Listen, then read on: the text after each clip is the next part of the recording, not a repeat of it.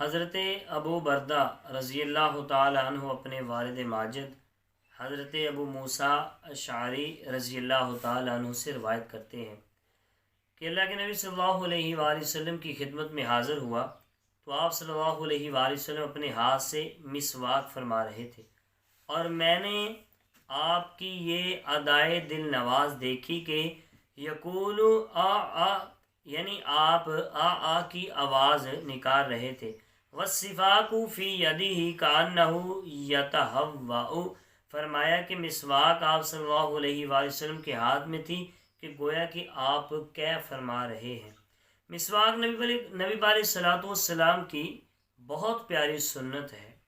ہر نماز کے وقت، تلاوت قرآن پاک کے وقت، سونے سے پہلے اور سو کر اٹھنے کے بعد، جب بھی منہ میں بدبو محسوس ہو، جمعے کے دن، کھانے کے بعد اور بوقت سحر، یہ مسواک کرنا مستحب عمل ہے۔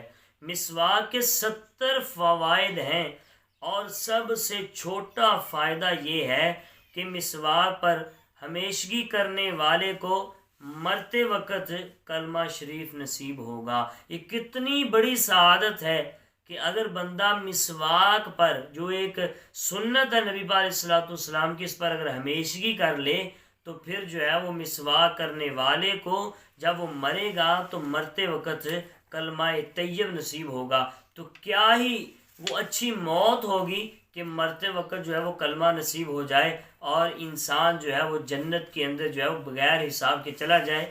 تو ایک بات یہاں پر یاد رکھیں، نبی علیہ الصلوۃ والسلام کی ذات وہ ذات ہے کہ جن کے بارے میں بدبو کا گمان بھی نہیں کیا جا سکتا۔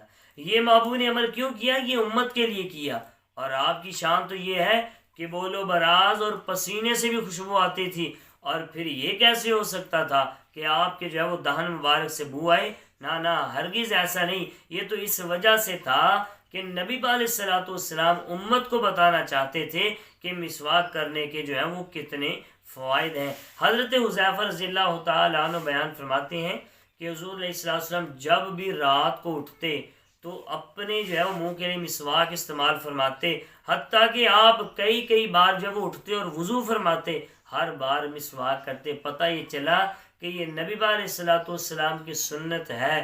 جو بندہ سنت پر اس پر عمل کرے گا، پہلے نمبر پر اس کی جو ہے وہ طہارت ہوگی، اس کے منہ سے بدبو ختم ہوگی، اور دوسرے نمبر پر اللہ تعالیٰ مرتے وقت کلمہ طیب نصیب فرمائے گا۔